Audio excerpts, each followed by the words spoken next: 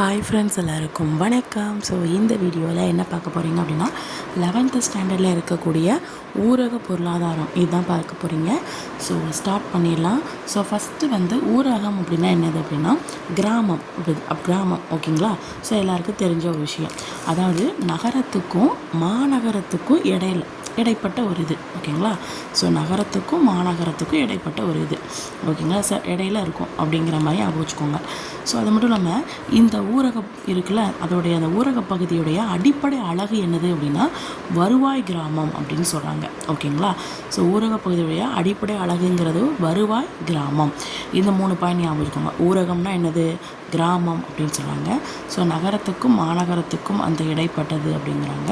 So அதுக்கப்புறம் அந்த ஊரக பகுதியுடைய அடிப்படை அழகு அப்படிங்கிறது வருவாய் கிராமம் அப்படின்னு சொல்கிறாங்க. ஸோ காந்தி என்ன சொல்கிறார்? காந்தி மேக்ஸிமம் இந்த கிராமம் அப்படிங்கிறதுலையே இருப்பார். ஓகேங்களா? ஸோ காந்தி என்ன சொல்கிறார் அப்படின்னா இந்தியா கிராமங்களில் தான் வாழுது அப்படின்னு சொல்லி அவருக்கு நம்மளுடைய காந்தி சொல்லுவார். ஓகேங்களா? அப்போ காந்தி கிராமம், காந்தி தாத்தாக்கு கிராமத்தில் இருக்கிறது தான் பிடிக்கும் அப்படின்னு ஞாபகம் வச்சுக்கோங்க. 2011 படி பார்த்தீங்க அப்படின்னா 6,40,867 கிராமங்கள் இருக்குது. நீங்கள் இதில் 3 இது மட்டும் ஞாபகம் வச்சுக்கிட்டா போதும். 6,40,000. ஓகேங்களா? ஸோ 2011 படி பார்த்தீங்க அப்படின்னா 6,40,000 அப்படின்னு ஞாபகம் வச்சுக்கோங்க. இல்லை உங்களுக்கு ஞாபகம் இருக்கும் அப்படின்னா 827 எக்ஸ்ட்ராஸ் ஞாபகம் வச்சுக்கோங்க. ஓகேங்களா? 6,40,867 கிராமங்கள் இருக்குது அப்படின்னு சொல்கிறாங்க. ஓகேங்களா? 2011 கணக்கு இப்படி பார்த்தீங்க அப்படின்னா எவ்வளோ கிராமங்கள் இருக்குது? 6,40,867. ஒரு 2-3 தடவை சொல்லி பார்த்தீங்கன்னா எக்ஸாம் டைமில் உங்களுக்கு ஞாபகம். ஓகேங்களா? 6,40,867, 6,40,867, 6,40,867 கிராமங்கள் இருக்குது. ஸோ எவ்வளோ கோடி மக்கள் தொகை டோட்டலாக? 121 கோடி. ஓகேங்களா? இப்போ 148 வருதுல்ல, 148, 147, 148 கோடி அந்த மாதிரி. ஸோ 121 கோடி இதில் பார்த்தீங்கன்னா மக்கள் எங்கே வாழ்கிறாங்க அப்படின்னா, அதாவது கிராமத்தில் எத்தனை % மக்கள் வாழ்கிறாங்க அப்படின்னா 68.84. ஓகேங்களா? 68.84. அப்போது இங்கே பாருங்கள் 64,0 இதுதானே ஞாபகம். அதாவது 6,40,000 இருக்கா? ஸோ அதுக்கப்புறம் இந்த 6,00,000 இந்த நாளோட இது என்னது? டபுள் இது 8 தானே? ஸோ 88 அவங்க வச்சுக்கோங்க. அப்போ 68.84. ஓகேங்களா? ஸோ இத்தனை % மக்கள் கிராமத்தில் வாழ்கிறாங்க. ஓகேங்களா? இது புரிஞ்சிட்டா? ஸோ அடுத்து 2011-12 இந்த காலகட்டத்தில் பார்த்திங்கன்னா ஊரக பகுதிகளில், ஓகேங்களா, அதாவது இந்த கிராமத்தில் பார்த்திங்கன்னா 22 கோடி மக்கள், ஓகேங்களா, ஏழை, அதுக்கப்புறம் வறுமை கோட்டுக்கு கீழே இருக்கிறாங்க. ஓகேங்களா? ஸோ ஏழை அப்போ நல்லா கேட்டுக்கோங்க. 2011-12 இந்த காலகட்டத்தில் பார்த்திங்கன்னா 22 கோடி. ஓகேங்களா? ஸோ 22 கோடி மக்கள் ஏழையாகவும் அப்புறம் வறுமை கோட்டிற்கு கீழேயும் இருக்கிறாங்க. ஓகேங்களா? ஸோ அதுக்கப்புறம் இந்த ஆங்கில எழுத்தாளர் இருக்கிறார்ல, அவர் யார் அப்படின்னா சர் மால்கம் டார்லிங். அவர் 1925, ஓகேங்களா, 1925 என்ன சொல்லியிருப்பார் அப்படின்னா ஒரு இந்தியன் ஒரு இந்திய உழவன், ஓகேங்களா, விவசாயம் பண்ணுற ஒருத்தர் கடனில் பிறந்து கடன்லேயே வாழ்ந்து கடன்லேயே இறந்து போயிடும். அவன் சந்ததிக்கும் கடனையே விட்டு செல்லலாம் அப்படின்னு சொல்கிறாங்க.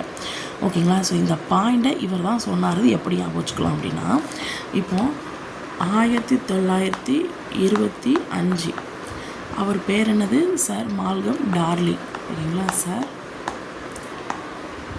மால்கம்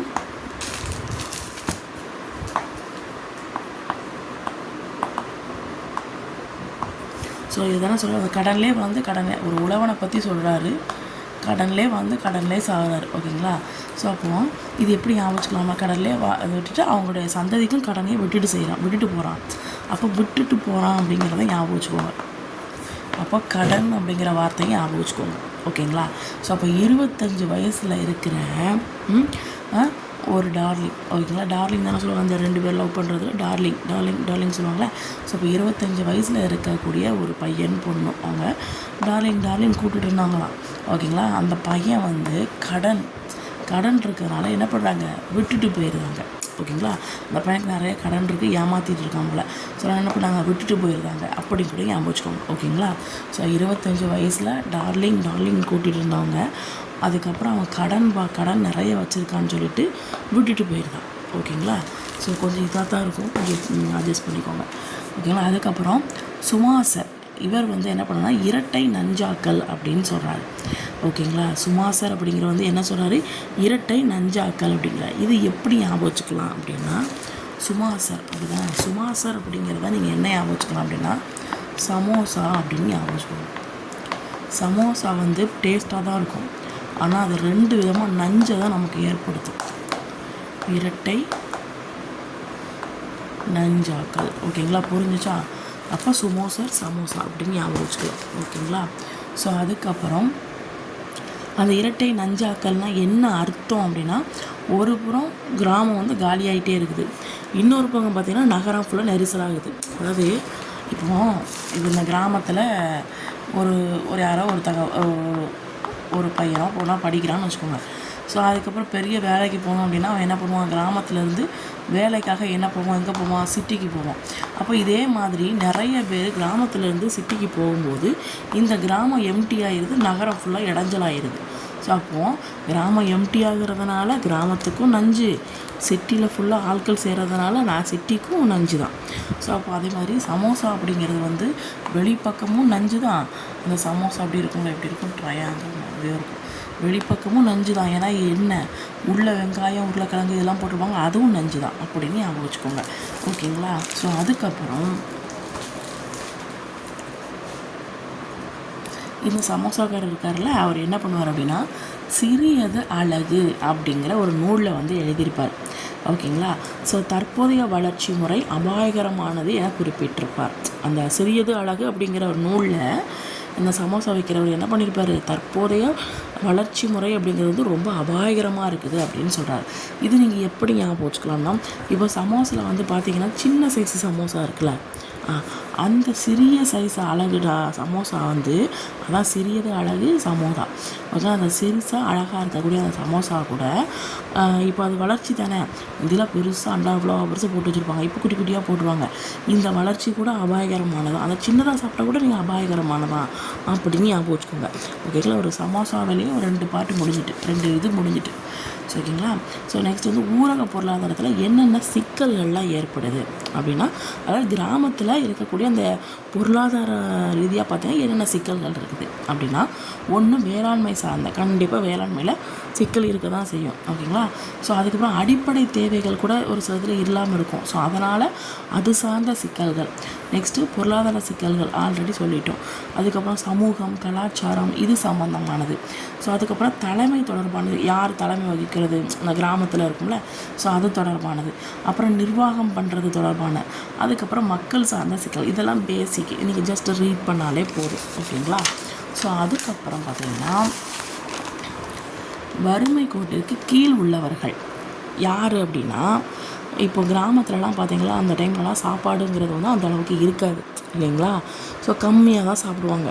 ஓகேங்களா, ஸோ அப்போது அந்த கிராமங்களில் வாழக்கூடிய அந்த மக்கள் ஓகேங்களா நாள் ஒன்றுக்கு 2400 கலோரி அதுக்கு கம்மியாக சாப்பிட்டாங்க அப்படின்னா அவங்க அந்த வறுமை கோட்டுக்கு கீழே உள்ள லிஸ்ட்டில் சேர்ந்துருவாங்க. ஓகேங்களா, அப்போ 2400 கலோரி கலோரி அல்லது அதுக்கு குறைவாக சாப்பிட்றவங்க வறுமை கோட்டுக்கு கீழே உள்ளவங்க, அவ்வளோதான்.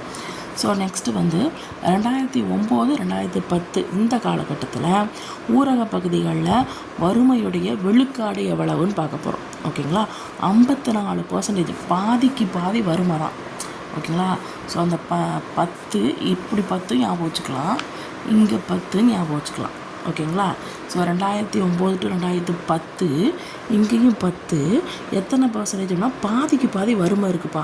ஓகேங்களா, 10க்கு பாதி, அதாவது 10னா 2010 அந்த காலகட்டத்தில் பாதிக்கு பாதி வறுமை. அப்போ பாதினா என்னது, 50%. ஸோ 50% ரிலேட்டடாக 54%. ஓகேங்களா, ஸோ அப்போ மொத்த வறுமை விழுக்காடுன்னு பார்த்தீங்கன்னா 33%. ஓகேங்களா, மொத்தம் டோட்டலாக இந்தியாவில் ஃபுல்லாக டோட்டலாக பார்த்தீங்கன்னா 33%. ஓகேங்களா, ஸோ ரூ மை 3 இருக்கா, ஸோ 33%. ஓகேங்களா, ஸோ அப்போ இதில் என்னென்னலாம் பார்த்தோம், 2009 9, 10 இந்த காலகட்டத்தில் ஊரக பொருளாதாரத்தை ஊரக பகுதிகளில் பார்த்திங்கன்னா வறுமையோட அளவு எவ்வளோ இருக்குன்னா பாதிக்கு பாதி 54.10%. 10. ஸோ அதுக்கப்புறம் மொத்தம் டோட்டலாக இந்தியாவில் இருக்கக்கூடிய டோட்டல் இந்த ஊரகத்தை இது பார்த்திங்க அப்படின்னா 33 வறுமை இதுலேயும் வறுமை தான். இது வந்து ஊரகப்பகுதி இது வந்து டோட்டல் இந்தியாவில் இருக்கக்கூடிய ஊரகப்பகுதி 33% கிட்ட இருக்குது. ஓகேங்களா. ஸோ அதுக்கப்புறம் 2015 ஓகேங்களா. ஸோ 2015 80 கோடி மக்கள் வந்து வில்லேஜில் தான் வாழ்ந்தாங்க அப்போது. இப்போ அப்படி கிடையாது. இப்போ நிறைய பேர் ஷிஃப்ட் ஆகி எங்கே போயிட்டோம், நகர பகுதிக்கு போயிட்டோம். அப்போ 80 கோடி மக்கள் 121 கோடியில் 80 கோடி மக்கள் வந்து 2015 கொஞ்சம் கூட்டியிருக்கும். ஸோ 2015 80 கோடி மக்கள் வந்து கிராமத்தில் தான் வாழ்ந்தாங்க. அதில் 22 கோடி மக்கள் வந்து வறுமை கோட்டுக்கு கீழே இருக்கிறாங்க. ஓகேங்களா. ஸோ இந்த சைடு பாருங்கள். ஸோ 2015 பாஞ்சு பார்த்தா கூட கிராமத்துலேருந்து ஒரு ஆள் நகல மாட்டான். ஸோ அதனால் 80 கோடி 1 கோடி அப்படிங்கிற மாதிரி 80 கோடி பீப்புள் வந்து எங்கே இருந்தாங்க, வில்லேஜில் தான் இருந்தாங்க. ஓகேங்களா. அதில் 22 கோடி வந்து எப்படி இருக்கிறாங்க, வறுமை கோட்டுக்கு கீழே இருக்காங்க. அதாவது வந்து 2400 கிலோரிக்கு கம்மியாக என்ன பண்ணுறாங்க அப்படின்னா, இப்படி தானே போடணும், கம்மியாக என்ன பண்ணுறாங்க அப்படின்னா சாப்பிட்றாங்க. ஓகேங்களா. ஸோ அதுக்கப்புறம் உலக ஏழை மக்கள் தொகையில் எத்தனை பர்சன்டேஜ் இந்தியாவில் இருக்காங்க அப்படின்னா 22%. இப்போது உலக ஏழை மக்கள்னால் அத்தனை 100% இருக்குன்னா அதில் 22% வந்து இந்தியாவில் தான் இருக்காங்க. நம்ம பார்த்துக்கோ, காவாசி பார்த்திங்கன்னா இந்தியாவில் தான் இருக்காங்க. ஓகேங்களா. காவாசி இந்தியாவில் தான் உங்களுக்கு யார் இருக்காங்க, ஏழை மக்கள் வந்து இருக்கிறாங்க. ஓகேங்களா. ஸோ அதுக்கப்புறம் இந்த கிராமப்புறத்தில் உள்கட்டமைப்பு வசதியை வந்து பண்ணி கொடுக்குற இந்த பூரா அப்படிங்கிற திட்டத்தை வந்து யார் வந்து ஸ்டார்ட் பண்ணாங்கன்னா அப்துல் கலாம். ஓகேங்களா. ஸோ அப்போது இந்த பியூராக இருக்கிறது யாருன்னா நம்மளுடைய அப்துல் கலாம். எல்லாருக்குமே இந்த அப்துல் கலாம் அப்படிங்கிறது வந்து ரொம்ப பிடிக்கும். ஓகேங்களா. ஸோ அப்துல் கலாம் பியூராக இருப்பார் எப்போவுமே. அவர் ரொம்ப தூய்மையானவர் அப்படின்னு வச்சுக்கோங்க. ஸோ அதுக்கப்புறம் இந்த திட்டங்கள் வந்து இதில் ஒவ்வொரு ஷார்ட்கட்டோடு வரும். ஓகேங்களா. ஸோ இது ரொம்ப இம்பார்ட்டண்டான ஒரு இது. ஸோ ஃபஸ்ட்டு பார்த்தீங்கன்னா இப்போ இது எல்லாமே உங்களுக்கு வந்து வறுமை ஒழிப்பு திட்டம். ஓகேங்களா. வறுமை ஒழிப்பு திட்டம் இது அப்படியே நான் இந்த இதில் போட்டு உங்களுக்கு எக்ஸ்ப்ளனேஷன் கொடுக்குறேன். ஸோ ரொம்ப ஈஸியாக இருக்கும். ஸோ இந்த திட்டத்தெல்லாம் பார்க்கலாம். ஸோ ஃபஸ்ட்டு வந்து என்னென்னா, இது ஆக்சுவலாக இது உங்களுக்கு வந்து நல்லா உங்களுக்கு இது ஷார்ட்கட் வேணும் அப்படின்னா நீங்கள் வந்து இந்த கிருஷோபா இதில் இருக்குல்ல, ஸோ அவங்க இதை பார்த்தீங்கன்னா ஷார்ட்கட் வந்து வரும். ஸோ உண்மையிலேயே சூப்பராக இருந்துச்சு. நான் அதை சொல்கிறேன், உங்களுக்கு அது பிடிச்சிருந்துச்சுன்னா இது பாருங்கள், இல்லைன்னா நீங்கள் அந்த இதே இப்போ பாருங்கள். ஓகேங்களா. ஸோ அது வந்து என்னென்னா 20 வயசில் இருக்கிறவங்களும் 75 வயசில் இருக்கிறவங்களும் இப்போ எல்லாருமே அம்சமாக தான் இருக்காங்க. ஏன்னா எல்லாருமே இப்போ பியூட்டி பார்லர் போக ஆரம்பிச்சிடுறாங்க. அப்போ 20 வயசில் இருக்கிறவங்களும் 75 வயசில் இருக்கிறவங்களும் அம்சமாக இருக்கிறாங்க. ஓகேங்களா. 20 வயசு 75 வயசு. ஓகேங்களா. ஸோ அதுக்கப்புறம் இந்த ஒருங்கிணைத்த ஊரக வளர்ச்சி திட்டம். ஓகேங்களா. இப்போ ஊரகம் இருக்காங்களே, இந்த ஊரகத்தை வந்து ஊரகம்னா என்னது, நம்ம கிராமம் இருக்குல்ல, கிராமத்தை வளர்ச்சி பண்ணுறதுக்கு எல்லோரும் ஜாயின் பண்ணி காலையில் ஒரு 7 to 8 மணி வரை என்ன பண்ணுறாங்க அப்படின்னா வேலை பார்க்காங்க. ஓகேங்களா. புரிஞ்சிச்சா. காலையில் ஒரு 7 to 8 மணி வரை, 8 மணிக்கு மேலே வேலைக்கு கிளம்பணும். ஸோ ஒரு 7 to 8 மணி வரை எல்லோரும் ஒருங்கிணைச்சு ஊரகத்தை வளர்ச்சி பண்ணுறாங்க. ஓகேங்களா. ஸோ அதுக்கப்புறம் ஊரக இளைஞர்களுக்கான தன் வேலைவாய்ப்பு பயிற்சி. ஓகேங்களா. ஸோ அப்போ இளைஞர்களுக்கு வந்து ஒரு ஆப்பர்ச்சுனிட்டி கொடுக்குறாங்க. யூத் எங்கே வாங்க அப்படின்னு சொல்லி ஒரு ஆப்பர்ச்சுனிட்டி கொடுக்குறாங்க. என்ன அப்படின்னா, நீங்கள் 9 மணிக்கு வேறு எங்கேயா கம்பெனிக்கு வேலைக்கு போயிருங்க, ஆனால் அந்த 7 to 9 மணி வரை உங்களுக்கு வேலைவாய்ப்பு பயிற்சி வந்து கொடுக்குறோன்னு சொல்லி கவர்மெண்ட்டில் கொடுக்குறாங்க அப்படின்னு ஞாபகம் வச்சுக்கோங்க. அப்போ காலையில் 7 மணிலேருந்து 9 மணி வரைக்கும் எந்திரிச்சு என்ன பண்ணுங்க, வேலைவாய்ப்பு பயிற்சிக்கு வந்து அட்டன் பண்ணிவிட்டு 9 மணிக்கு மேலே வேலைக்கு போயிருங்க அப்படின்னு ஞாபகம் வச்சுக்கோங்க. ஸோ அதுக்கப்புறம் வேலைக்கு உணவு திட்டம். இது வந்து பார்த்திங்கன்னா, இப்போது வேலைக்கு போனால் தான் நமக்கு சாப்பாடு. அப்போ வாரத்தில் 7 நாள் இருக்குன்னா 7 நாளும் வேலைக்கு போனால் தான் நமக்கு சாப்பாடு அப்படின்னு ஞாபகம் வச்சுக்கோங்க. ஸோ அதுக்கப்புறம் தேசிய ஊரக வேலைவாய்ப்பு திட்டம். இது வந்து எப்படின்னா, தேசிய ஊரக வேலைவாய்ப்பு திட்டம் அப்படின்னா இதில் வந்து இந்த 100 நாள் வேலைன்னு ஞாபகம் வச்சுக்கோங்க. இது ஆக்சுவலாக சார் வந்து இந்த ஷார்ட்கட் சொன்னாங்க. 100 நாள் அப்படின்னா நான் கொஞ்சம் வித்தியாசமாக சொல்கிறேன். தேசிய ஊரக வேலைவாய்ப்பு திட்டம் 100 நாள் வேலைவாய்ப்பு திட்டம். ஆனால் அதில் 80 நாள் தான் போவாங்க, மீதி 20 நாள் போக மாட்டாங்க. ஓகேங்களா? ஸோ அப்போ ஊரக நிலமற்றோர் வேலைவாய்ப்பு உறுதி திட்டம். ஓகேங்களா? ஸோ அப்போ வந்து உறுதி அப்படின்னு வந்திருக்கு. அப்போ 3ன்னு ஞாபகம் வச்சுக்கோங்க. அப்போ ஊரக வேலைவாய்ப்பு அப்படிங்கிறது வந்து உங்களுக்கு வந்து 100 நாள் வேலைவாய்ப்புனா 80 நாள் தான் போகிறாங்கன்னு சொல்லி பார்த்தோம். இந்த நிலமற்றொரு உறுதி திட்டம் இந்த மாதிரி ஊருதி நீல இந்த மாதிரி வந்துச்சுன்னா உங்களுக்கு 83 இல்லை 3 வார்த்தைகள் வருதுல, அதனால் அப்படி ஞாபகம் வச்சுக்கோங்க. நெக்ஸ்ட்டு வந்து ஜவஹர் வேலைவாய்ப்பு திட்டம். இது எப்படி சார் சொன்னாங்கன்னா, அந்த ஜவஹர்லால் நேரு வந்து எப்போவுமே 8 மணிக்கு கொடி ஏற்றிடுவாங்களே. ஸோ குழந்தைகளோட கொஞ்ச நேரம் பேசிட்டு டைம் ஆனதுனால 9 மணிக்கு கொடி ஏற்றிருக்கிறான். ஸோ அப்போ அந்த ஜவஹர் அப்படிங்கிறது 89, 8 மணிக்கு ஏற்ற வேண்டிய கொடி 9 மணிக்கு ஏற்றிருக்காரு அப்படின்னு சொல்கிறாரு. ஸோ நெக்ஸ்ட்டு வந்து மகாத்மா காந்தி வேலைவாய்ப்பு உறுதி திட்டம். இதுக்கு வந்து என்ன சொன்னாங்க அப்படின்னா, சாரு இதுக்கு ஏதோ ஒரு ரீசன் சொன்னாங்க. இந்த மகாத்மா காந்தி வந்து உறுதி சொல்லிவிட்டு வாங்க உங்களுக்கு எல்லாத்துக்கும் இளைஞர்களுக்கெல்லாம் வேலை வாய்ப்பு வாங்கி தரேன்னு சொல்லிட்டு கூட்டிகிட்டு போகிறாராம். கூட்டிகிட்டு போய் என்ன வேலைன்னு கேட்டாங்கன்னா, ஆறு இருக்குல்ல, ஆறில் மண் இருக்குமா, அந்த மண்ணில் முட்டையை வந்து உள்ளே பதிச்சு வைக்கிற வேலை அப்படின்னு சொல்லிட்டு சொல்கிறாங்க. ஓகேங்களா? அப்படி ஞாபகம் வச்சுக்கோங்க. ஓகேங்களா? நான் அடுத்த திட்டங்கள் என்னென்னு பார்க்கலாம். ஸோ அடுத்த இது பார்த்திங்கன்னா, பிரதான் மந்திரி ஆதர்ஷ் கிராம சதக் யோஜனா அப்படின்னு சொல்லியிருக்கா. ஸோ இதில் எப்படி ஞாபகம் வச்சுக்கலாம் அப்படின்னா, இப்போது ஆதர்ஷ் அப்படிங்கிறது நீங்கள் ஆதார் கார்டுன்னு ஞாபகம் வச்சுக்கோங்க. 10th ஸ்டாண்டர்ட் எக்ஸாம் எழுதும்போது ஆதார் கார்டை எடுத்துகிட்டு போகணும். ஓகேங்களா? ஸோ இதுவும் சார் சொன்ன இது ஷார்ட்கட்டு தான். ஓகேங்களா? ஸோ 10th ஸ்டாண்டர்ட் எக்ஸாம் எழுதி போகும்போது ஆதார் கார்டை எடுத்துகிட்டு போகணும். ஓகேங்களா? அவ்வளோதான். அதுக்கப்புறம் பாரத் நிர்மான் யோஜனா. இதில் மான் வந்துருக்கு. மான் வந்து 5 டைப் ஆஃப் மான் வந்து இருக்குது. அப்போ 2005. ஓகேங்களா? ஸோ அதுக்கப்புறம் இந்திரா ஆவாஸ். இந்திராங்கிறது ஒரு பொண்ணு பேர், ஆவாஸுங்கிறது ஒரு பையனோட பேர். ஸோ இவங்களுக்கு வந்து சம்பளம் வந்து ஒருத்தங்களுக்கு 85, இன்னொருத்தங்களுக்கு 86. ஓகேங்களா? ஸோ அப்படி ஞாபகம் வச்சுக்கோங்க. நெக்ஸ்ட் வந்து ஜவஹர்லால் நேரு தேசிய நகர்ப்புற மறுசீரமைப்பு திட்டம். ஓகேங்களா? ஸோ அப்போ வந்து மறுசீரமைப்பு பண்ண போகிறாங்க. ஓகேங்களா? அப்போ நகர்ப்புறத்தை மறுசீரமைப்பு பண்ணும்போதுனா, காலையில் நகரம்ங்கிறது எப்படி இருக்கும், ரொம்ப சிட்டி, ரொம்ப என்ன சொல்கிறது, ரொம்ப ரஷ்ஷாக இருக்கக்கூடியது. அப்புறம் 6 மணி ஆகிடுச்சுன்னா ரஷ் ஆயிரும். ஸோ அதனால் என்ன பண்ணலாம், 5 மணிக்கே எழுந்திரிச்சு செய்யணும் அப்படின்னு ஞாபகம் வச்சுக்கோங்க. ஸோ அதுக்கப்புறம் ராஜீவ் ஆவாஸ் யோஜனா. இதில் வந்து பார்த்திங்கன்னா, இதில் வந்து ராஜீவ் சத்யராஜ், அதுக்கப்புறம் இன்னொன்று ஆனந்தராஜ். அவங்க வந்து இந்த 9 அரவாணின்னு சொல்லுவாங்கள்ல. ஸோ அவங்க வேடத்தில் நடிச்சிருப்பாங்க. ஸோ அப்போ வந்து 9 அப்படின்னு ஞாபகம் வச்சுக்கோங்க. ஸோ நெக்ஸ்ட்டு வந்து தேசிய ஊரக நலத்திட்டம். ஓகேங்களா? இது எப்படி ஞாபகம் வச்சுக்கலாம் அப்படின்னா, நீங்கள் நலமாக இருக்கணும்னா காலையில் 5 மணிக்கு எந்திக்கணும். ஸோ அப்போ 2005. ஸோ அதுக்கப்புறம் தேசிய ஊரக வாழ்வாதார திட்டம். ஓகேங்களா? ஸோ உங்களுடைய வாழ்க்கையை முடிவு பண்ண போகிறது எது தெரியுமா, 11th ஸ்டாண்டர்டில் நீ எடுக்கக்கூடிய என்ன கோர்ஸ் அப்படிங்கிறது தான். ஓகேங்களா? ஸோ அதுக்கப்புறம் தேசிய உணவு பாதுகாப்பு திட்டம். ஓகேங்களா? தேசிய உணவு பாதுகாப்பு திட்டம். இதில் உணவுன்னு 3 எழுத்து வந்திருக்கு. ஸோ இங்கே 3, 13 ஞாபகம் வச்சுக்கோங்க. ஓகேங்களா? ஸோ இதுதான் அந்த இதோடைய ஷார்ட்கட்டு. மறுபடியும் ரீவைண்ட் பண்ணி பாருங்கள். ஸோ கண்டிப்பாக புரிஞ்சிடும். ஓகேங்களா? ஸோ இதில் இருக்கக்கூடிய எல்லா இதையும் இப்போ நான் ஷார்ட்கட்டோடு சொல்லிட்டேன். ஸோ அதுக்கப்புறம் பார்த்திங்க அப்படின்னா ஊரக வேலையின்மை. ஸோ இதுதான் நம்ம பார்க்க போகிறோம். ஸோ ஊரக வேலையின்மை அப்படிங்கிறதுல வந்து இதில் வந்து பணிக்கான படிப்பு அப்படின்னு சொல்லி ஒரு ஆய்வு கட்டுரை வந்து எழுதியிருப்பாங்க. ஓகேங்களா?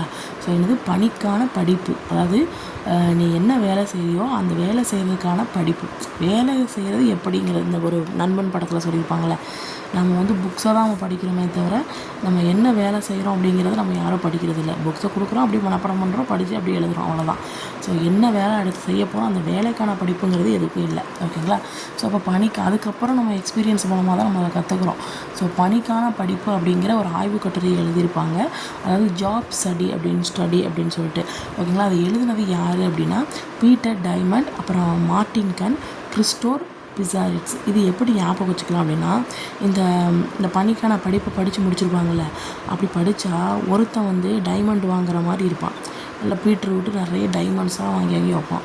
இன்னொருத்தன் வந்து எப்படி இருக்குன்னா, மார்ட்டின் கண்ணு வச்சுக்கிட்டே இருப்பான். ஓகேங்களா? கண்ணு வச்சுக்கிட்டே இருப்பான். இன்னொருத்தவங்க பார்த்தீங்கன்னா பிஜாரி பஜாரின்னு ஞாபகம் வச்சுக்கோங்க. ஓகேங்களா, பிசாரி பசாரி அப்படி இருப்பான். ஓகேங்களா, அல்லது கிறிஸ்டினா இருப்பான் அப்படின்னு ஞாபகம் வச்சுக்கோங்க. ஓகேங்களா, அப்போ பணிக்கான படிப்பை படித்தவன் ஒன்று பீட்டராக இருப்பான், டைமண்டாக வாங்கி வச்சுருப்பான். இன்னொன்று வந்து மார்ட்டின் கண்ணு வச்சுக்கிட்டே இருப்பான். இன்னொருத்தன் வந்து எப்படி இருப்பான், ஒன்று கிறிஸ்டினாக இருப்பான், இல்லைன்னா பிசாரி மாதிரி இருப்பான், பசாரி மாதிரி இருப்பான் அப்படின்னு ஞாபகம் வச்சுக்கோங்க. ஸோ 2010 நோபல் ப்ரைஸு கொடுத்துருக்குறாங்க. ஓகேங்களா, பணிக்கான படிப்புக்கு நோபல் ப்ரைஸு 10 ரூபா கொடுத்துருக்காங்கன்னு ஞாபகம் வச்சுக்கோங்க. ஓகேங்களா, ஸோ இவங்க அந்த முறையை வந்து உருவாக்கியிருக்காங்கல்ல, பணிக்கான படிப்பு அப்படிங்கிற ஒரு முறையை உருவாக்கியிருக்காங்களா, ஆய்வு கட்டுரையமாக உருவாக்கியிருக்காங்களே. ஸோ எந்த இது அப்படின்னா ஃபாலோ பண்ணியிருக்காங்க, எந்த பொருளாதார கொள்கையை ஃபாலோ பண்ணியிருக்காங்க அப்படின்னா டிஎம்பி அப்படிங்கிற பொருளாதார கொள்கையை ஃபாலோ பண்ணியிருக்காங்க. ஓகேங்களா, இப்போ டிஎம்பி அப்படிங்கிற பொருளாதார கொள்கை ப்ளஸ் ஒழுங்குமுறை. ஸோ இந்த இதை தான் என்ன பண்ணுறாங்க அப்படின்னா, அந்த முறைக்கு பேர் வந்து டிஎம்பி. அதில் என்ன ஃபாலோ பண்ணியிருக்காங்க அப்படின்னா பொருளாதார கொள்கை, ஒழுங்குமுறை இதை வந்து ஃபாலோ பண்ணியிருக்காங்க. ஓகேங்களா, ஸோ அதாவது வந்து எப்படி வேலையின்மையை வந்து உருவாக்குறது, வேலையின்மை அப்படிங்கிற ஒரு விஷயத்தை வந்து எப்படி நம்ம உருவாக்கணும் அப்படிங்கிறத அதில் வந்து சொல்லியிருக்காங்க. ஸோ அதுக்கப்புறம் பார்த்திங்கன்னா இவங்க வந்து ஒரு விஷயத்தை உருவாக்கியிருக்காங்க. அந்த விஷயத்தோட பேர் வந்து டிஎம்பி. அதில் வந்து என்ன சொல்கிறாங்க அப்படின்னா பொருளாதார கொள்கை ப்ளஸ் ஒழுங்குமுறையை பற்றி சொல்கிறாங்க. இந்த வேலையின்மை அப்படிங்கிறது எப்படி நம்ம வந்து அப்படி குறைக்கணும் அப்படிங்கிறத வந்து சொல்லியிருக்காங்க. ஓகேங்களா, ஸோ அதுக்கப்புறம் 2016 ஓகேங்களா, 2016 அக்டோபர் 4 வரைக்கும் ஓகேங்களா ஊரக வேலையின்மையுடைய பர்சன்டேஜ் வந்து எவ்வளோ இருக்குன்னா 7.8. ஓகேங்களா, ஸோ 2016 அக்டோபர் 4 பார்த்தீங்கன்னா அக்டோபர் 4 7% வந்து 7.8% ஊரக வேலையின்மை இருக்குது. ஸோ அதுக்கப்புறம் இது நகர்ப்புற வேலையின்மையோட 10% கம்மியாக இருக்குது அப்படின்னு சொல்கிறாங்க. ஓகேங்களா, ஸோ அப்போ இந்திய மொத்த வேலையின்மை பார்த்தீங்கன்னா 8.5%. ஓகேங்களா, இந்திய மொத்த வேலையின்மை அப்படிங்கிறது வந்து உங்களுக்கு 8.5%. அப்போ 10% கம்மி என்னது இது. ஓகேங்களா, ஸோ அப்போ 2014 அக்டோபர் 4 வரைக்கும் பார்த்தீங்கன்னா ஊரக வேலையின்மை அப்படிங்கிறது வந்து 7.8. அந்த இது மொத்த இதில் பார்த்தீங்கன்னா 8.5. ஓகேங்களா, ஸோ அது 7 இது 8 அப்படின்னு அவருக்கு தான் போகுது. மொத்தம் 3 டைப்ஸ் வந்து இருக்குது. ஓகேங்களா, ஒன்று வெளிப்படையான வேலையின்மை, இன்னொன்று மறைமுகமானது, இன்னொன்று பருவ காலத்தில் வேலையின்மை. ஸோ வெளிப்படையான வேலையின்மை அப்படிங்கிறது பட்டாசு வெடிக்கிறாங்க, ஸோ அதனால் சத்தம் கேட்குது.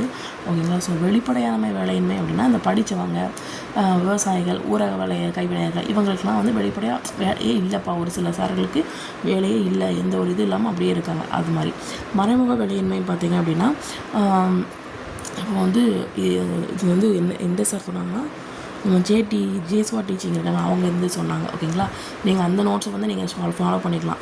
ஓகேங்களா, ஸோ அவங்க இதை தான் நான் ஃபாலோ பண்ணியிருக்கேன். ப்ளஸ் விவிடி, என்பிசி, அதுக்கப்புறம் கிருஷோபா, இது எல்லாத்துலேயும் மிக்ஸ் பண்ணி ஒரு ஃபாலோ வந்து இதில் இருக்கும். ஓகேங்களா, ஸோ எல்லாமே கவர் ஆகணும்ல, ஸோ அதுக்காக. ஸோ அதுக்கப்புறம் இந்த மறைமுக வேலையின்மை அப்படிங்கிறது வந்து ஊரக பகுதியில் எவ்வளோ இருக்குன்னா 25% to 30% வந்து இருக்குது. ஓகேங்களா, அதாவது எப்படின்னா இதில் சார் என்ன சொன்னாங்கன்னா இப்போ நான் வந்துட்டு டிகிரி முடிச்சிருக்கேன்னு வச்சுக்கோங்க. எனக்கு அந்த இடத்துல ஒரு கம்பெனி வேலை கிடைக்குது, ஆனால் அது 10 படிச்சிருந்தால் போதும் அப்படின்னா சரி பரவாயில்ல, எனக்கு வேலையே கிடைக்காம இருக்கிறதுக்கு இந்த 10th ஸ்டாண்டர்டில் இருக்கக்கூடிய எந்த வேலையாவது பரவாயில்லன்னு சொல்லிட்டு நான் பார்ப்பேன். அப்போ 10th படித்தவனுக்கு அங்கே வேலை இல்லாமல் போயிடும், ஏன்னா நான் அந்த இடத்துல வந்துடுறேன். ஸோ அப்போ நான் கம்மியான சேலரி நான் அங்கே வந்துடுறேன் அப்படின்னா அந்த 10th படித்தவனுக்கு அங்கே வேலை இல்லாமல் போயிடும். ஸோ அதான் என்னென்னா மறைமுக வேலையின்மை. ஸோ அதுக்கப்புறம் பருவகால வேலையின்மை அப்படிங்கிறாங்க. ஸோ இதில் வந்து பார்த்திங்கன்னா வேளாண் தொழிலாளர் விசாரணை குழு அறிக்கைப்படி பார்த்திங்க அப்படின்னா இப்போ வந்து 84% வேளாண் தொழிலாளர்கள் வந்து வேலையுடைமையாக இருக்கிறாங்க. ஆனால் சராசரி ஆண்டுக்கு பார்த்திங்கன்னா கிட்டத்தட்ட 82 நாள் அவங்களுக்கு வந்து ஜாப் இல்லாமல் இருக்குது. ஓகேங்களா, அப்போ 84 82. ஓகேங்களா, ஸோ அதுக்கப்புறம் பார்த்திங்கன்னா ஊரக கடன் சுமை இதில் வந்து பார்த்திங்கன்னா NSSO அப்படிங்கிற இது இப்படி பார்த்திங்க அப்படின்னா அதாவது தேசிய மாதிரி கணக்கெடுப்பு அமைப்பு அவங்களுடைய புள்ளி விவரப்படி பார்த்திங்கன்னா 30% ஏழைகள் மட்டுமே அரசுடைமை வங்கிகளில் கடன் பெறுறாங்க. 30% தான் நம்ம கவர்மெண்ட் வங்கியில் போய் என்ன பண்ணுறாங்க, கடன் வாங்குறாங்க. மற்றவங்க எல்லாருமே என்ன பண்ணுறாங்க, கிராமத்தில் இந்த வட்டிக்கு விடுறது இந்த அவங்களாம் இருப்பாங்களா அவங்கக்கிட்ட வாங்கிடுறாங்க அப்படின்னு சொல்கிறாங்க. ஓகேங்களா, இதில் வந்து அகில இந்திய கடன் முதலீட்டின் ஆய்வு இதுபடி பார்த்திங்கன்னா 1991 ஓகேங்களா, எங்கே 1991 66.3% இருந்த அமைப்பு கடன் 2002 வந்து 57.1% குறைஞ்சிருக்கு அப்படின்னு சொல்கிறாங்க. ஓகேங்களா, 1991 66% வந்து எங்கே இது பண்ணாங்க, நம்ம கவர்மெண்ட் வங்கியோ இல்லை ப்ராப்பராக பேங்க்கில் லோன் போட்டு காசு வாங்கியிருக்காங்க. அதுக்கு அடுத்து 2002 பார்த்தீங்கன்னா 2K வந்தவொடனே என்ன பண்ணுறாங்கன்னா எல்லாருமே மேக்ஸிமம் வந்து என்ன பண்ணுறாங்க, ஒரு 57% வந்து எதில் வாங்க ஆரம்பிச்சிட்டாங்க, இவங்க நம்மளுடைய இதில் வாங்க ஆரம்பிச்சிட்டாங்க. 57% வந்து நம்ம வந்து அமைப்பு சாரா, அதாவது அமைப்பு கடன் அப்படின்னா என்னென்னா பேங்க்கில் போய் இது பண்ணுறது, ஓகேங்களா. ஸோ அதில் வாங்காமல் என்ன பண்ண ஆரம்பிச்சிட்டாங்க எல்லாருமே, அதாவது நம்ம கிராமத்துலேயே இந்த வட்டி கொடுப்பாங்க அந்த சொல்லுவாங்களா, அவங்கக்கிட்ட போய் வாங்க ஆரம்பிச்சிட்டாங்க, ஓகேங்களா. ஸோ 66 57 வந்து குறைஞ்சிட்டு. ஸோ அதுக்கப்புறம் இதெல்லாம் என்ன காமிக்குது அப்படின்னா, அமைப்பு சாரா கடனுடைய அதிகரிப்பை வந்து காட்டுது. அமைப்பு சாரா கடன்கள்லாம் என்னது, அமைப்பு சாரா கடன்னா என்னது, அந்த வட்டி படம் கொடுக்குறவங்க நிறைய பேர் இருக்கிறாங்களே, ஸோ அதான் என்னது அமைப்பு சாரா கடன்கள். எந்த ஒரு அமைப்பையும் சாராத ஒரு இவங்க, ஓகேங்களா. ஸோ அதுக்கப்புறம் குறு சிறு நடுத்தர நிறுவன வளர்ச்சி கூட்டம் நினைக்கிறேன், அது வந்து எப்போ நடந்துச்சு, எப்போ இதாகுது அப்படின்னா 2000 வளர்ச்சி சட்டம், ஓகேங்களா. ஸோ 2006, ஓகேங்களா. குறு சிறு நடுத்தரம் 3 இருக்கா, நீங்கள் 6, ஓகேங்களா. 2006 வந்து அந்த சட்டம் வந்து கொண்டு வந்தாங்க. ஸோ அதுக்கப்புறம் இந்தியாவில் வந்து 2015 பார்த்தீங்கன்னா அப்படின்னா சமூக பொருளாதார ரீதியான சாதி ரீதியான கணக்கெடுப்பு பண்ணியிருக்காங்க. ஸோ அந்த கணக்கெடுப்பு படி பார்த்தீங்க அப்படின்னா கிராமத்தில், ஓகேங்களா. ஸோ 73% மக்கள் வந்து கிராமத்தில் வந்து வாழ்கிறாங்க, ஓகேங்களா. 2015 73% வந்து கிராமத்தில் வாழ்கிறாங்க. அதில் 18.5% வந்து தாழ்த்தப்பட்டவங்க, சரிங்களா. ஸோ 11% வந்து பழங்குடியினர்கள், ஓகேங்களா. ஸோ 11 பழங்குடியினர், 18 வந்து உங்களுக்கு தாழ்த்தப்பட்டவங்க சேர்ந்தவங்க தான் இருக்கிறாங்கன்னு சொல்கிறாங்க. ஸோ ஓகேங்களா. அதுக்கப்புறம் இந்த இப்போ 4/3 பங்கு வந்து இந்தியாவில் அந்த கிராமத்தில் பார்த்திங்கன்னா குடும்பங்கள் வந்து கடனில் தான் மூழ்கி இருக்காங்க. 4 பகுதியில் 3 பங்கு கடனில் மூழ்கிடுறாங்க அப்படின்னு சொல்கிறாங்க. ஸோ அதுக்கப்புறம் இந்த ஊரக கடன்கள்லாம் நிறைய இருக்குல்ல, அதை தீர்க்கறதுக்கு நம்ம என்னென்ன நடவடிக்கை எடுத்திருக்காங்க அப்படிங்கிறத பார்க்கலாம். RRB அப்படிங்கிற ஒரு இதை கொண்டு வந்தாங்க. அப்படின்னா என்னன்னா வட்டார ஊரக வங்கி அப்படிங்கிற ஒரு விஷயத்தை கொண்டு வந்தாங்க. ஸோ ஓகேங்களா. அதில் வந்து என்னென்னா 1975 ஓகேங்களா, அந்த ஊரக வங்கியில் பணிபுரிவாங்கள்ல, அவங்க எல்லாத்தையும் ஒரு டீமாக வச்சு அது வந்து எல்லாத்தையும் போய் ஆராய்ந்துட்டு வாங்க, என்னென்னலாம் பண்ணணும், எல்லாம் இது பண்ணது ஒரு டீம் மாதிரி ஃபார்ம் பண்ணாங்க, ஓகேங்களா. அதுக்கப்புறம் மத்திய மாநில அரசும் அதுக்கப்புறம் கூட்டுறவு வங்கி இது 2 சேர்ந்து, இந்த 3 சேர்ந்து தான் இது வந்து அந்த முயற்சியில் இது வந்து உருவாச்சு அப்படின்னு சொல்கிறாங்க. கிட்டத்தட்ட 64 RRB வந்து இருக்குது அப்படின்னு சொல்கிறாங்க இப்போது, ஓகேங்களா. ஸோ அதுக்கப்புறம் இந்த ஊரக கடன்களை தீர்க்கக்காக இது ஹெல்ப்ஃபுல்லாக இருக்குல்ல. ஸோ இது வந்து யாருக்காக அப்படின்னா நலிவடைந்தவர்கள், ஓகேங்களா. ரொம்ப கஷ்டப்படுறவங்க இருப்பாங்களா, அவங்களுக்கு மட்டும் கடன் வந்து கொடுப்பாங்க அப்படின்னு சொல்கிறாங்க. ஸோ அதுக்கப்புறம் குறுநிதி, இது வந்து என்ன மைக்ரோ ஃபைனான்ஸ் அப்படின்னு பார்த்தீங்கன்னா இது வந்து குறு கடன்களை வந்து குறிக்கும்னு சொல்கிறாங்க. இது சிறு தொழில் செய்வாங்கள்ல, அவங்களுக்கு வந்து தேவையான அமௌண்ட்டை வந்து கொடுப்பாங்க, ஓகேங்களா, கடன் மாதிரி கொடுப்பாங்க. இது வந்து குறுநிதியானது குறுங்கடன் வழங்கும் நிறுவனம் மூலம், அந்த நிறுவனம் மூலமாக இது வந்து கொடுக்குறாங்கன்னு சொல்கிறாங்க. 20 ஆண்டுகளாக நல்ல வளர்ச்சி வந்து இருக்குதுன்னு சொல்கிறாங்க. 2009 பார்த்தீங்கன்னா 150 குறுநிதி இது வந்து இருக்குதுன்னு சொல்கிறாங்க. 2009 இங்கே வந்து 150, ஓகேங்களா. நெக்ஸ்ட்டு வந்து இதோட கேட்டிருக்காங்கன்னு நினைக்கிறேன். ஸோ 2009 150 புக் பேக் கொஸ்டினில் வரும். ஸோ நெக்ஸ்ட் வந்து சுய உதவி குழுன்னு சொல்லி பார்த்தீங்க அப்படின்னா ஒரே மாதிரியாக, அதாவது சுய உதவி குழுனா கிராமத்தில் இருக்கணும்னு எல்லாருக்கும் தெரியும்ல. ஸோ உமன்ஸ் எல்லாமே சேர்ந்து ஒரு டீமாக சேர்ந்து இந்த கடன் இதெல்லாம் இது பண்ணுவாங்கள்ல. ஸோ மகளிர் குழுன்னு சொல்லுவாங்கள்ல. ஸோ அந்த இதான். ஸோ அதில் வந்து சமூக பொருளாதார பின்னணி கொண்ட ஒரு 20 பெண்கள் வந்து ஒரு டீமாக சேர்ந்து தன்னிச்சையாக ஒரு அமைப்பு இது, ஓகேங்களா. ஸோ இப்போ வந்து 1992 ஸ்டார்ட் பண்ணாங்க. இது எப்படி அமைச்சுக்கலாம்னா 2 எழுத்தாக இருக்கா.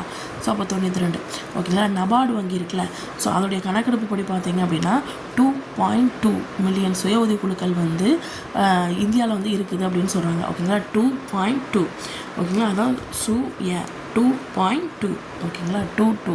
அதுக்கப்புறம் 2009 2010 கணக்குப்படி பார்த்தீங்க அப்படின்னா 1.59 மில்லியன் வந்து இருந்திருக்கு. ஃபஸ்ட்டு வந்து 2.2, அதுக்கப்புறம் 1.59 மில்லியன், ஓகேங்களா, சுய உதவி குழுக்கள் இருந்திருக்கு. ஸோ அதுக்கப்புறம் என்ன பண்ணாங்கன்னா இந்த சுய உதவி குழு பணம் கொடுக்காங்க. இவங்க வந்து பேங்க் அக்கௌண்ட்டும் சேர்த்து என்ன பண்ணுறாங்க, இணைக்க ஆரம்பிச்சிட்டாங்க. இதனால் என்ன பண்ணுவாங்க, எல்லோரும் பேங்க்கில் போய் வட்டி கடன் இதெல்லாமே வாங்கிடுவாங்க. மற்றவங்களை அமைப்பு சாரா இதை வந்து நம்ப மாட்டாங்க, ஓகேங்களா. ஸோ அதுக்கப்புறம் வங்கிகள் மூலம் சுய உதவி குழுக்களுக்கு வந்து எத்தனை கோடி கடன் கொடுத்துருக்காங்க அப்படின்னா 14,453 கோடி வந்து கொடுத்துருக்காங்க கடனாக, ஓகேங்களா. ஸோ 2010 மார்ச்சில் முடிவில் பார்த்தீங்கன்னா 6.95 மில்லியன் சுய உதவி குழுக்கள் வந்து வங்கிகளில் சேமிப்பு கணக்கு வச்சுருந்தாங்க, அக்கௌண்ட்டை ஓப்பன் பண்ணிட்டாங்க, ஓகேங்களா. 2010 இங்கே 10 நடுவில் சென்டரில் 9 வரும்னு யோசிச்சுக்கோங்க. 9 தலையிலேயே 6 ஓகேங்களா. அல்லது 10 10ஓடைய பாதி 5 10க்கு முன்னாடி 9 அந்த 9 தலையில் போட்டால் 6. ஸோ 6.95 2010 கணக்கெடுப்பு பார்த்தீங்கன்னா. ஸோ இந்த 60% சுயோதவி குழுக்கள் வந்து வங்கிகளோட இணைப்பு வசதி செஞ்சுருக்கு. ஸோ எந்தெந்த இடம்னா ஆந்திரா, தமிழ்நாடு, கேரளா, கர்நாடகா ஓகேங்களா. ஸோ அதுக்கப்புறம் என்ன சொல்கிறாங்கன்னா முத்ரா அப்படின்னு சொல்கிறாங்க. முத்ரானா என்னது? Micro unit development refinance areas ஓகேங்களா. Micro unit development refinance area. இதில் வந்து பார்த்திங்கன்னா இது வந்து ஒரு பொதுத்துறை சார்ந்த நிதி நிறுவனம்னு சொல்கிறாங்க. ஸோ அதுக்கப்புறம் சிறு குறு நிதி நிறுவனம், வங்கி சாரா நிதி நிறுவனம் அப்படின்னு சொல்கிறாங்க. ஸோ அதுக்கப்புறம் நடுத்தர நிறுவனத்திற்கு வந்து கடன் இது எல்லாத்துக்கும் வந்து கடன் வந்து கொடுக்கும். இது வந்து ஒரு பொதுத்துறை. இந்த சிறு குறு நிதி நிறுவனம் இருக்குல்ல, அப்புறம் வங்கி சாரா நிறுவனம், நடுத்தர நிறுவனத்துக்குலாம் கடனை வந்து கொடுக்குது ஓகேங்களா. ஸோ 2015 ஏப்ரல் 8 வந்து ஸ்டார்ட் பண்ணாங்க. இது எப்படி அமைச்சிக்கலாம் அப்படின்னா பாஞ்சு ஓகேங்களா.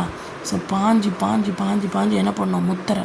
இந்த முத்திரை என்ன சொல்கிறது? முத்திரம் அப்படியே வைப்பாங்கள்ல, கையிலலாம் அப்படியே முத்திரை பதிப்பாங்க. ஸோ அது வந்து அப்படி வந்து இது பண்ணுறாங்கன்னு வச்சுக்கோங்க. முத்திரை பதிக்காங்கன்னு வச்சுக்கோங்க. பாஞ்சு எப்போ அப்படின்னா ஏப்ரல் ஓகேங்களா. ஏப்ரல் அப்போது 8 மாதிரி வளைஞ்சிலாம் முத்திரையெல்லாம் வைக்காங்க. இப்படி வைப்பாங்க. ஸோ அது மாதிரிலாம் அப்படின்னு அமைச்சுக்கோங்க ஓகேங்களா. பாஞ்சு முத்திரை வைக்காங்க. ஏப்ரல் பூல் அப்படின்னு சொல்கிறாங்க. ஸோ அதுக்கப்புறம் 8 மாதிரி வளைஞ்சு முத்திரை வைக்காங்க அப்படின்னு அமைச்சுக்கோங்க. ஸோ 2005 ஏப்ரல் 12 தேசிய ஊரக நல அமைப்பு அப்படிங்கிறது ஸ்டார்ட் ஆச்சு. இது ஈஸியாக சொன்னோம்னா நம்ம நலமாக இருக்கணும்னா காலையில் 5 மணிக்கு எந்திக்கணும் ஓகேங்களா. ஏப்ரல் பூல் அப்படின்னு சொல்லிட்டு 1 2 ஓகேங்களா 12 ஓகேங்களா. அதுக்கப்புறம் நலிவடைந்த ஊரக மக்களுக்கு குறைந்த விலையில் எளிதில் தரமான மருத்துவ உடல்நல வசதிகளை வந்து இது ஏற்படுத்தி கொடுக்கும்னு சொல்கிறாங்க. ஸோ அதுக்கப்புறம் NSSO அப்படிங்கிற புள்ளிவிவரப்படி பார்த்திங்கன்னா 38% குடும்பங்கள் வந்து ஒரு ரூம் தான் அது அவங்களுடைய வீடு அப்படின்ட்டு இருக்காங்க. 38%. இன்னொருத்தவங்க வந்து 2 ரூம், இங்கே வந்து ஹாலு, இங்கே கிச்சன் வச்சுக்கோங்க. இதெல்லாம் 2 ரூமாக வந்து ஒரு வீடாக வச்சுருக்காங்க. இது வந்து 36 ஓகேங்களா. ஸோ அதுக்கப்புறம் இந்தியாவில் ஊரக சாலை பகுதி பார்த்திங்கன்னா இப்போ சாலை பகுதிக்கு வரப்போகிறோம். 26.50 லட்சம் கிலோமீட்டர் வந்து இருக்குது இந்தியாவில் ஓகேங்களா. ஸோ இதில் வந்து சாலைன்னு சொல்லி பார்த்திங்கன்னா 13.5% தான் ஓகேங்களா. 13.5% தான் சாலைகள் போட்டிருக்காங்க. மற்றெல்லாம் சும்மா அந்த மண் ரோடு மாதிரி இருந்திருக்கு. 50-51 பார்த்திங்கன்னா 4 லட்சம் கிலோமீட்டர் தான் நீளமாக கொண்ட இந்திய சாலை வந்து இருந்திருக்கு. இப்போ வந்து 2018 பார்த்திங்கன்னா 34 லட்சம். 50-51 4 லட்சம், இப்போ 34 லட்சம் ஓகேங்களா. ஸோ அதுக்கப்புறம் 2017 படி பார்த்திங்கன்னா இந்தியாவில் 99% வந்து மின் தொடர்பு வந்து முழுமையாக பெற்றிருக்குதுன்னு சொல்கிறாங்க. 2017 ஓகேங்களா. 7 நாளும் கரண்ட் இருக்குல்ல, அதனால் அப்படியே ஆவச்சுக்கோங்க ஓகேங்களா. ஸோ அதுக்கப்புறம் 2017 படி பார்த்திங்கன்னா மார்ச் 31 இந்த எல்லா பகுதியிலும் 100% வந்து உங்களுக்கு கரண்ட் இருக்குதுன்னு சொல்லியிருக்காங்க. சண்டிகர், டெல்லி, ஹரியானா, ஹிமாச்சல பிரதேஷ், பஞ்சாப், ராஜஸ்தான், தாமன் டையூ, தாத்ரா, நாகர் ஹவேலி, கோவா, குஜராத், கேரளா, ஆந்திர பிரதேசம், மகாராஷ்டிரா, தமிழ்நாடு, தெலுங்கு, அந்தமான், சிக்கிம், திரிபுரா, இந்த எல்லா பகுதியும் 100% வந்து 2017 மார்ச் 31 வந்து என்ன பண்ணியிருக்காங்க அப்படின்னா கரண்ட் வந்து ஃபுல்லாக இதாகிடுச்சு அப்படின்னு சொல்கிறாங்க. ஸோ அதுக்கப்புறம் ஊரக பொருளாதார பிரச்சனைகள் என்னென்னு சொல்லி பார்க்கலாம் ஓகேங்களா. ஒன்று எழுத்தறிவின்மை ஒழுங்காக இல்லை. ஸோ அதனால் எக்கனாமிக்கில் ப்ராப்ளம் வரும். போதிய தொழில் வந்து கிராமத்தில் இருக்காது. நுட்ப அறிவின்மை அந்த அளவுக்கு இல்லை. ஸோ அப்புறம் வந்து அங்காடிப்படுத்தக்கூடிய வசதி வந்து கம்மியாக இருக்குது. கடை மாதிரி போடுற வசதி கம்மி. பழைய டெக்னிக்கில் வந்து யூஸ் பண்ணுறாங்க. போதுமான வசதி கிடையாது, தண்ணி கிடையாது, கரண்ட் இருக்காது, போக்குவரத்து அந்த அளவுக்கு இருக்காது, கல்வி நிறுவனம் இருக்காது, தகவல் தொடர்பு, மருத்துவம் எதுவுமே இருக்காது. நலிவடைந்த ஊரக தொழிற்சாலை வந்து இருக்கும் ஓகேங்களா. ஸோ அதுக்கப்புறம் ஊரக வறுமைக்கான காரணம் என்னது? ஒன்று, நிலங்களை வந்து கரெக்டாக டிவைட் பண்ணி கொடுக்கல. இன்னொன்று, குறைந்த பொருளாதார வளர்ச்சி வீதம். அதுக்கப்புறம் தான் பண்ணை சார்ந்த தொழில்களில் வேலைவாய்ப்பு இல்லாமல் இருக்குது. அதுக்கப்புறம் பெரிய பெரிய பண்ணையாக இருந்துச்சுனாலும் வேலைவாய்ப்பு இல்லை. ஸோ அதுக்கப்புறம் தொழில்துறைகளில் முதலீடு அப்படிங்கிறது வந்து எதுவும் இல்லை. பணவீக்கம், குறைந்த உற்பத்தி திறன், இது மாதிரி காரணங்களால் வறுமையாக இருக்குது அப்படின்னு சொல்கிறாங்க. ஊரக வேலையின்மைக்கான காரணம் பார்த்திங்கன்னா திறன் மேம்பாட்டு பயிற்சி மற்றும் வேலைவாய்ப்பு உருவாக்கம். இது எதுவுமே இந்த ட்ரைனிங் எதுவுமே கொடுக்கல. வேலைவாய்ப்பை பற்றி எதுவும் உருவாகிறத பற்றி எந்த ஒரு இதுவும் வந்து இல்லை. அதுக்கப்புறம் பருவகாலம் வந்து சார்ந்ததாக இருக்குது. வேளாண்மை வந்து பருவகாலம் சார்ந்ததாக இருக்குது. ஸோ வேளாண்மையை நம்பி இருக்கிறவங்களுக்கு வேலை இல்லாமல் தான் இருக்கும். துணை தொழில்களின்மை வேளாண்மையை இயந்திரமாக்கல். அதாவது நிறைய வேளாண்மையை இப்போ வந்து என்ன விட்டாங்க, இயந்திரமாக்கிட்டாங்க. அப்போ மனுஷங்களுக்கு வேலை கம்மியாக இருக்குது. ஓகேங்களா. துணை தொழில்கள் வந்து எதுவுமே இல்லை. இப்போ நான் வந்து ஏதாவது படிச்சிருக்கேன் அப்படின்னா துணைத்தொழில் ஏதாவது கற்றுருக்கணும். அது இல்லாமல் இருந்துச்சு அந்த காலகட்டத்தில். மூலதன செறிவுன்னு தொழில்நுட்பம், அப்புறம் கல்வி முறையில் உள்ள குறைபாடு, இது எல்லாமே. ஓகேங்களா. ஸோ அதுக்கப்புறம் கில்பர்ட் ஸ்லேட்டர் தமிழ்நாட்டில் கிராமத்தை ஆய்வு செய்ய போகிறார். ஒரு ஸ்லேட்டை எடுத்துகிட்டு போய் கிராமத்தை ஆய்வு செய்ய போகிறாரு. யார்? 18 வயசில். அவர் வந்து ஒரு என்ன பண்ணுறாரு, புக்கை ரிலீஸ் பண்ணுறாரு. அது என்ன சொல்லியிருக்கேன்னா, சில தென்னிந்திய கிராமங்கள் அப்படின்னு சொல்லி. அது என்னென்ன கிராமத்தை போய் அந்த ஸ்லேட்டை எடுத்துகிட்டு போய் ஆய்வு செஞ்சார் அப்படின்னா, வடமலபுரம், அதாவது ராமநாதபுரம், இன்னொன்று வந்து கங்கை கொண்டான் திருநெல்வேலியில் இருக்கக்கூடியது, பாலக்குறிச்சி, தஞ்சாவூர், இன்னொன்று வந்து துசி, வட ஆற்காடு, இந்த பகுதிகளெலாம் போய் சர்ச் பண்ணி பார்த்துருக்காரு. ஸ்லேட்டை எடுத்துகிட்டு போயிருக்காரு. 18 வயசில் புக்கை ரிலீஸ் பண்ணியிருக்காரு. ஓகேங்களா. அந்த புக்குக்கு பேர் வந்து தென்னிந்திய கிராமங்கள். அப்போ கிராமத்துக்கு போய் ஸ்லேட்டை எடுத்துகிட்டு போயிருக்காருன்னு ஞாபகம் வச்சுக்கோங்க. ஸோ அதுக்கப்புறம் HDIனா என்னது? மனிதவள மேம்பாட்டு குறியீடு, ஹியூமன் டெவலப்மெண்ட் இண்டெக்ஸ். இது வந்து கொடுத்துருக்க மாட்டாங்க, இதை நீங்கள் பார்த்துக்கோங்க. ஓகேங்களா, எழுதிக்கோங்க. WEI woman empowerment index, woman empowerment index. மகளிர் வல்லமை குறியீடு. GDI gender development index, gender development index. பாலின வேறுபாடு குறியீடு. PQLI physical quality life index, இயல் தர வாழ்க்கை குறியீடு. GNHI மொத்த தேசிய மகிழ்ச்சி குறியீடு, கிராஸ் நேஷ்னல் ஹாப்பினஸ் இண்டெக்ஸ். ஓகேங்களா. ஸோ அதுக்கப்புறம் ஊரக பொருளாதாரத்துடைய முக்கியமான இயல்பு பார்த்திங்கன்னா வேளாண்மையை சார்ந்திருக்கிறது. அதுக்கப்புறம் 2 முற்றிலும் வேறுபட்ட தன்மைகளை தொடர்புபடுத்தி குறிப்பது வந்து இரட்டைத்தன்மை. நெக்ஸ்ட் வந்து ஊரக பகுதி சரி, ஊரக மக்கள், ஊரக மக்களுடைய வாழ்க்கை முறை மேம்படுத்துதல், இது எல்லாமே வந்து எதில் வந்து இருக்கும் அப்படின்னா ஊரக மேம்பாடு அப்படிங்கிறதுல வந்து இருக்கும். ஊரக பொருளாதாரத்தை இதெல்லாமே வந்து புக் பேக் கொஸ்டின். ஓகேங்களா. ஊரக பொருளாதாரத்தில் வேளாண்மை பிரச்சனைக்கு தொடர்புடையதாக கருதப்படுவது எது அப்படின்னா சிறு அளவு நில உடைமை. வேளாண்மைக்கு முக்கிய காரணம் என்னது? நிலம் வந்து கம்மியாக இருக்குது அதுக்காக. அதுக்கப்புறம் ஊரக ஏழ்மைக்கான காரணம் என்னது அப்படின்னா வேளாண்மை சாரா வேலையின்மை, அதான் ஏழ்மைக்கான காரணம். ஸோ அதுக்கப்புறம் மறைந்திருக்கும் வேலையின்மை வந்து இன்னொரு பேர் வந்து மறைமுக வேலையின்மை. ஊரக தொழிற்சாலைக்கு எடுத்துக்காட்டு பார்த்திங்கன்னா பாய் தயாரிக்கும் தொழிற்சாலை. இந்தியாவில் ஊரக கடன் காரணம் என்னது அப்படின்னா ஏழ்மை. கடன் வாங்குறேன்னா என்ன அர்த்தம்? ஏழ்மையாக இருக்குதுன்னு அர்த்தம். ஊரக குடும்பங்களில் கடனாளிகளோட இருக்கக்கூடிய பங்கு எவ்வளோன்னா 4ல் 3 பங்கு கடனாகவே இருக்கிறாங்க. ஸோ வட்டார வங்கி பயன்பாடு வந்து எப்போ வந்துச்சு அப்படின்னா 1975. தேசிய ஊரக சுகாதார பணி எப்போ அமலுக்கு வந்துச்சு அப்படின்னா சுகாதாரமாக இருக்கணுமா 5 மணிக்கு எந்திக்கணும். So 12 April 12. ஊரக சாலையின் பயன்பாடு பார்த்திங்கன்னா அங்காடி வசதி, வேலைவாய்ப்பு, ஊரக வளர்ச்சி. ஓகேங்களா. ஸோ இதோட ஊரக பொருளாதாரம் அப்படிங்கிறது வந்து முடிஞ்சிச்சு. ஸோ நீங்கள் வேறு எதனாலும் ரெஃபர் பண்ணிக்கலாம். JT, அப்புறம் VVTMPSC, அப்புறம் கிருஷோபா, எல்லாத்தையும் மொத்தமாக மிக்ஸ் பண்ணி எல்லாத்தையும் விடாமல் எழுதியிருக்கேன். ஓகேங்களா. ஸோ உங்களுக்கு வந்து வேணும் அப்படின்னா நீங்கள் அவங்க இதை பார்த்துக்கலாம். இல்லை இதுவே புரிஞ்சிச்சு, இதே நல்லாயிருக்கு அப்படின்னா இதையே நீங்கள் பார்த்து எழுதிக்கலாம். ஓகேங்களா.